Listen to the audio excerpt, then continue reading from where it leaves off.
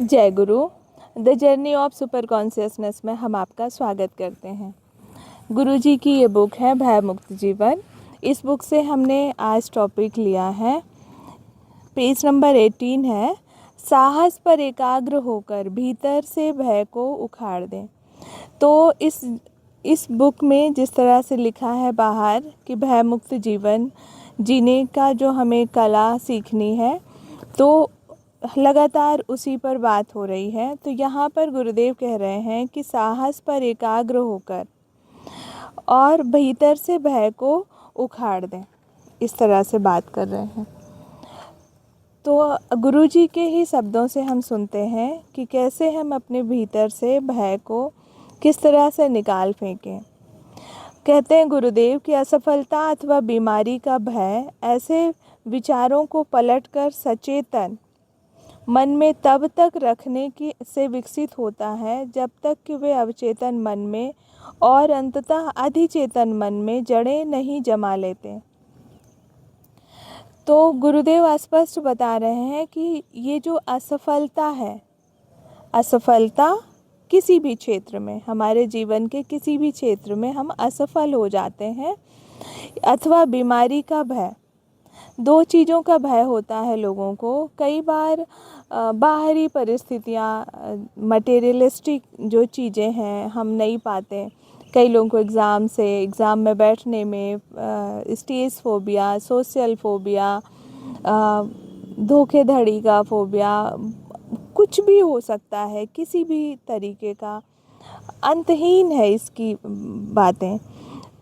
या फिर बीमारी का भय भी बहुत सारे लोगों को बिना बीमारी के बस भय ही लगा रहता है। अभी वो स्वस्थ है लेकिन फिर भी बार बार जांचें करवाते रहते हैं, इन्वेस्टिगेशन करवाते रहते हैं, और वो थोड़ा थोड़ा महसूस करते रहते हैं पेन को, बिना पेन के महसूस करते रहते हैं कि जैसे यहाँ थोड़ी पीड़ा हो रही, वहाँ थोड़ी, फिर अंदर ही अंदर वो कारण ढूंढते रहते हैं, कहीं ऐसा तो नहीं, कहीं ऐसा तो नहीं। एक कीड़ा भी काट ले, थोड़ा सा रेसेस भी आ जाए तो उसका भी वो बहुत बड़ा कॉम्प्लिकेशन ढूंढ लेते हैं। तो इस तरह से अंतहीन चीज़ें हैं। अगर हम अपन निगेटिव विचार पे उतर ही जाते हैं तो बहुत ही अंतहीन चीज़ें हैं। तो गुरुदेव कह रहे हैं असफलता अथवा बीमारी का भय ऐसे विचारों को पलटकर सचेतन मन में तब तक रखने से विकसित होता है जब तक कि वे अवचेतन मन में और अंततः अधिचेतन मन में जड़ें नहीं जमा लेते। तो कहने का मतलब ये है कि ये जो भय है जिसका कारण नहीं पता होता, कई लोग इस भय से बहुत ही परेशान रहते हैं, बोलते हैं इस चीज़ से मुझे भय लगता है, और उस भय के कारण वह आगे उस ओर कदम नहीं बढ़ा पाते, हर रोक लेते हैं अपने आप को, कहीं एक जगह से बांध लेते हैं और बहुत इनसिक्योर महसूस करते रहते हैं। तो ये बात आती कैसे है, ये जो भय है ये कैसे उत्पन्न होता है? तो ये एक दिन की बात नहीं है। ये जो भय है ये लगातार सचेतन मन, कॉन्शियस माइंड में लगातार जब चलता रहता है और फिर धीरे से वो अवचेतन मन में, मतलब सबकॉन्शियस माइंड में जाता है, और फिर और उस धीरे से अधिचेतन मन में, मतलब वो सुपर कॉन्शियस में, मतलब वो चेतना के लेवल पे पहुंच जाता है। तो वो उस भय को हम फिर समझ नहीं पाते, उसको ठीक करना जल्दी से मतलब समझ में नहीं आता कि ये चीज़ें आ कहाँ से रही है। तो गुरुदेव अपने शब्द में कह रहे हैं कि तत्पश्चात अधिचेतन रूप से और अवचेतन रूप से जड़ जमा चुका भय अंकुरित होने लगता है।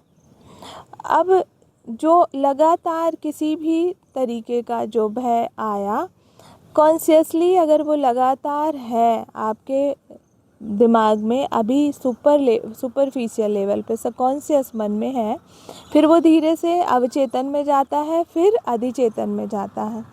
तो गुरुदेव कह रहे हैं तत्पश्चात, उसके बाद अधिचेतन रूप से और अवचेतन रूप से जड़ जमा चुका भय, अब वो जो गहरे में चला गया, सबकॉन्शियसली वो हो गया, वो भय आ गया उसमें, तो वो क्या करता है, अंकुरित होने लगता है।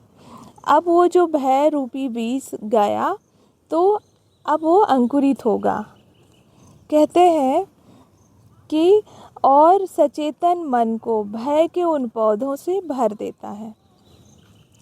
जब सबकॉन्शियस में भय रूपी बीज चला गया, अब वो अंकुरित होगा। फिर अंकुरित होके फिर से कहाँ आया? सचेतन रूप, सबकॉन्शियस मन में, सचेतन मन में आया और वो भय रूपी पौधों से हमारे कॉन्शियस मन को भर देता है, जिन्हें नष्ट करना इतना सरल नहीं होता। गुरुदेव कह रहे हैं कि जिन्हें नष्ट करना इतना सरल नहीं होता। जितना सरल मूल विचारों को नष्ट करना हो सकता था, और इन पौधों पर अंततः विषैले मृत्यु का सौदा करने वाले फल लगते हैं। कहने का अर्थ है गुरुदेव का कि जब सबकॉन्शियस में, मतलब अवचेतन और अधिचेतन में जब चला गया कोई विचार, तो वो क्या है, बीज के रूप में पड़ा है, अब वो पौधा बन के आएगा और हमारे मन को भयभीत करेगा। जो कॉन्शियस मन है उसको भयभीत कर रहा है। तो कह रहे हैं कि अब इन विचारों को नष्ट करना बहुत मुश्किल है। सरल होता यदि आप जब मूल विचार आ रहे थे, कॉन्शियसली जो विचार आ रहे थे, उसी समय इनको नष्ट कर देते, तो इस तरह के जो विषैले पौधे हैं वो बन ही नहीं पाते। अब जो ये विषैले पौधे आ गए हैं तो इनका जो फल है वो मृत्यु का सौदा हो सकता है। मतलब ये जो फल है, जो विषैले फल है, ये मृत्यु के सौदे करने वाले फल हैं। मृत्यु का सौदा मतलब कि भय रूपी जो भी विषैला फल है वो हमें मृत्यु की घाटी तक पहुंचा देता है। कुल मिला के रोज़ मरता है जो भय से जीता है, जो पैनिक हो रहा है, रोज़ एंजाइटी फोबिया का शिकार हो रहा है, वो रोज़ मृत्यु को जीता है। मतलब वो अपने जीवन के सहज और सरल पलों को भी वो ठीक से जी नहीं पाता।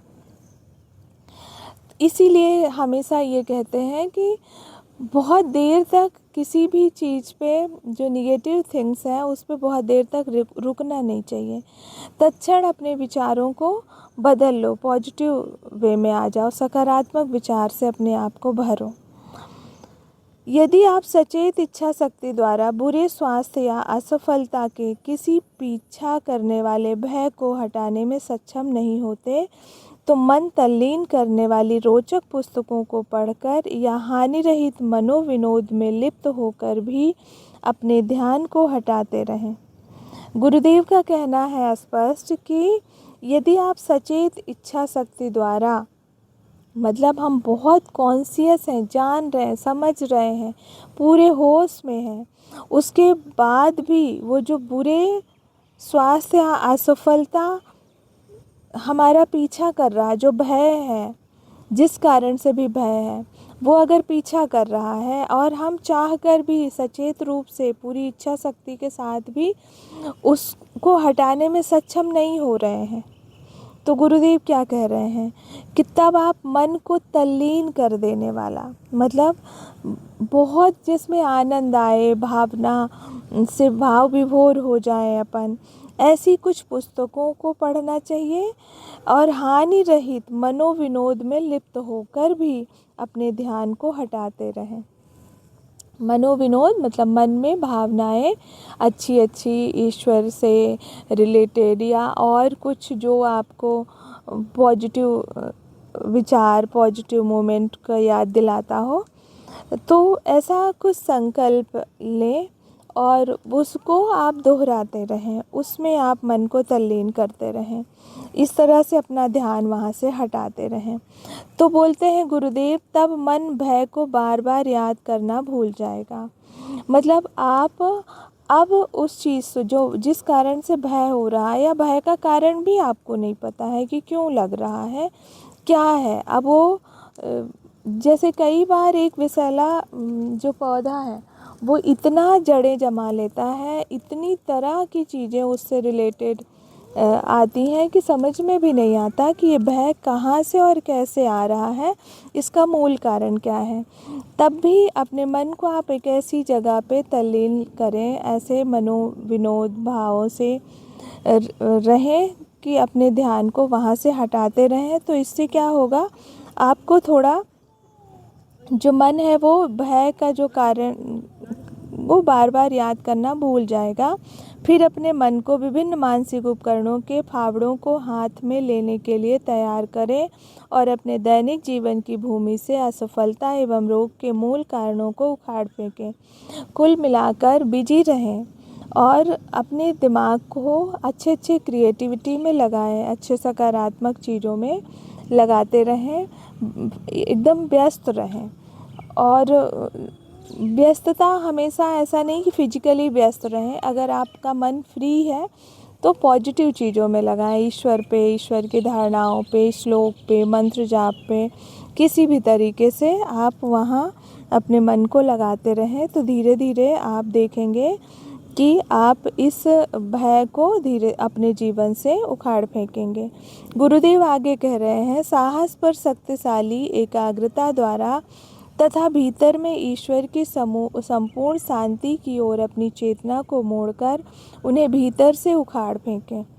तो पूरी बात यही है कि साहस और शक्तिशाली बने रहें, एकाग्रता रहे और भीतर से ईश्वर की संपूर्ण शांति की ओर, ईश्वर की ओर ही मुड़ना है। भीतर से आपकी चेतना ईश्वर में ही तल्लीन रहे। जब आप मनोवैज्ञानिक रूप से भय के नकारात्मक गुण को उखाड़ फेंकने में समर्थ हो जाते हैं, तब अपने मन की शक्ति को सकारात्मक उपायों द्वारा समृद्धि और स्वास्थ्य प्राप्त करने में व्यस्त करने हेतु मोड़ दें। तो कह रहे हैं कि जब भय के कारण को आप धीरे धीरे अपने जीवन से उखाड़ फेंकने में समर्थ हो जाते हैं, तो उसके बाद मन की पूरी शक्ति को सकारात्मक उपायों, मतलब पॉजिटिव पहलू की ओर कुछ अपने जीवन में ऐसा क्रिएटिविटी करें जो बिल्कुल ही सकारात्मक मोड़ ला दे, पूरा स्वास्थ्य और समृद्धि प्राप्त करने में व्यस्त करने हेतु मोड़ दें। तो स्वास्थ्य और समृद्धि ईश्वर के उसमें क्या है कि जीवन स्वस्थ हो, मन स्वस्थ हो। तो जीवन को स्वस्थ करने के लिए मन को स्वस्थ होना ज़रूरी है। तो और मन को स्वस्थ करने के लिए आपकी जो चेतना है, आपका जो मन बुद्धि है, वो ईश चिंतन में लगा रहे। सारा कार्य करते हुए ईश चिंतन में अपना पूरा कर्म जो है वो ईश्वर को समर्पित कर दें। इस तरह से आप कार्य भी करते रहेंगे और अहम भाव भी नहीं आएगा। और जब अहम भाव नहीं आता, हम ईश्वर केंद्रित होकर कोई कार्य करते हैं, विचार करते हैं, तो एक अंदर से शांति भी बनी रहती है। तो गुरुदेव कितना सुंदर से बता रहे हैं कि साहस पर एकाग्र होकर भीतर से भय को उखाड़ने की जो क्रिया है, किस तरह से हम अपने भय को अपने भीतर से बाहर करें, ये पूरी प्रक्रिया उनने बताई है। Thank you. जय गुरु।